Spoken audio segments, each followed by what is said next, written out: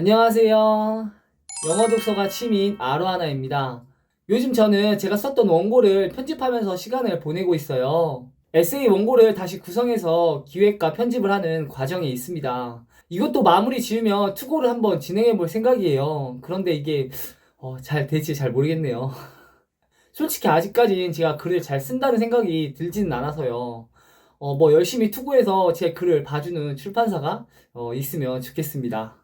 그럼 거두절미하고 바로 본론으로 들어가 볼게요. 질문 33. 너는 책 읽을 때 문장 구조는 어떤 식으로 활용했어? 질문 31편에서 제가 문장 구조를 통해 가정법을 봤다고 말씀드렸죠. 이번 시간에 제가 구문집을 입수하게 된 계기와 그것을 어떻게 내 나름대로 활용했는지에 대한 좀 이야기를 하겠습니다. 영어 독서를 시작하면서 문법보단 문장 구조를 아는 게 더 중요하다는 것을 알게 되었고, 그걸 위주로 자료 검색을 좀 해봤어요. 그래서 나온 결론이, 구문들을 활용해보자 라는 생각을 했습니다. 왜냐하면 처음에 문장 구조로 공부하겠다는 생각을 했을 때 되게 좀 막연했거든요. 문장 구조? 문법도 아니고, 단어도 아니고, 문장 구조? 분명히 문장 구조를 공부해야 될 것 같긴 한데 이게 막 어디서부터 시작해야 될지를 잘 모르겠더라고요. 그러다 어차피 제가 가정법도 잘 모르고 도치구문도 잘 모르는 것 같으니까 차라리 그걸 먼저 좀 공부해보자라는 생각이 들었습니다. 그래서 생각해낸 게 구문을 위주로 문장을 살펴보자는 생각이었고, 그래서 나온 게 구문들이 잘 정리한 자료를 좀 찾아보자 하는 결론에 이르게 되었습니다. 확실히 구문을 공부한다고 하니 공부에 대한 방향이 좀 잡히기 시작했어요.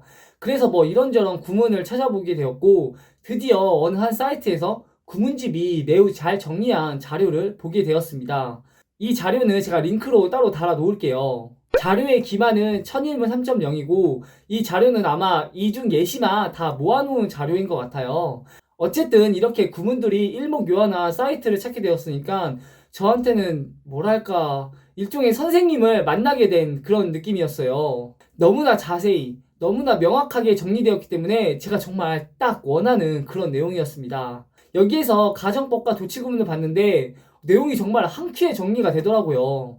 대충 이런 형식일 때는 이렇게 해석을 하면 되겠구나 라는 생각이 정말 바로 들었어요. 어차피 해석 때문에 이걸 알려는 건데 문장을 보고 해석이 대충 구려지면 저는 정말 그것만으로도 충분했거든요. 그렇게 해서 조금씩 그 내용을 받아 적어가면서 노트에 옮기기 시작했습니다. 그런데 생각보다 양이 좀 많더라고요. 아무래도 1001개나 되는 문장을 옮기려니까 손이 정말 빠지는 줄 알았어요. 그래서 넉넉히 한 달을 잡았습니다. 하루에 한 30문장 정도만 옮기자고 생각을 했었어요. 문장을 옮기고 그 문장을 보면서 분석할 생각은 하지 않았습니다. 왜냐하면 분석할 이유가 없었거든요. 동사 다음에 오는 단어가 명사인지 형용사인지는 관심이 없었어요. 물론 아주 기본적인 지식은 알고 있었죠. 형식에 대한 틀은 자세히는 몰라도 대충은 알고 있었습니다. 제 말은 예를 들면 룩 다음에 해피가 오는지 해필리가 오는지는 관심이 없었다는 거예요. 저 단어들에서 그냥 행복해 보인다라는 의미가 저한테 노출이 되면 그만이었습니다. 왜냐하면 책에서 문법을 잘못했을 리가 없잖아요. 우린 책을 읽으면서 무슨 정답을 맞추는 게 아니잖아요. 당연히 해피로 쓰였겠죠. 그런 건 의심의 대상이 아닌 겁니다. 막 룩 다음에 형용사가 와야 하고 그런 게 중요한 게 아니라는 거죠. 룩 다음에 뭐가 나오든 간에 저 말에서 의미가 연상이 되고 해석이 자연스러우면 그것으로 된 겁니다. 때문에 예를 들면 우드의 PP, 쿠드의 PP, 슈드의 PP 같은 가정법이 올 경우 우드 다음에 해피가 와야 하고 이때 해프가 가지는 성격은 하면서 분석할 필요가 전혀 없었어요. 그냥 저 형식을 아예 기억하고 있으면 되는 거였거든요.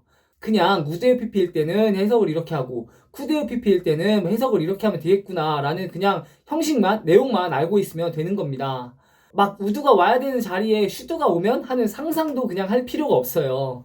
책에서는 그런 걸로 장난치지 않습니다. 때문에 그냥 형식을 기억하면 문장을 바라볼 때 저렇게 형식 위주로 문장을 읽게 됩니다.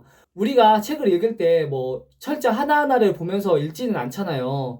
영어도 마찬가지예요. 형식을 많이 알면 알수록 영어를 마치 하나의 군처럼 이렇게 바라보게 됩니다. 때문에 저는 1001개의 문장을 적으면서 그것들에서 왜라는 생각을 별로 크게 해본 적이 없었어요. 예를 들면 버퍼가 있다고 해볼게요.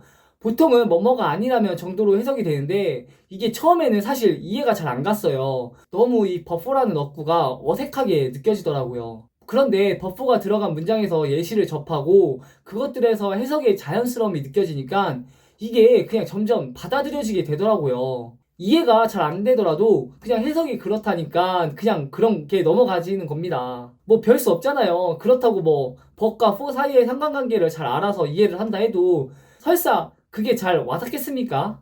그냥 머리 아픈 것보단 그냥 그런 게 있는가 보다 하고 저는 그렇게 넘어갔습니다.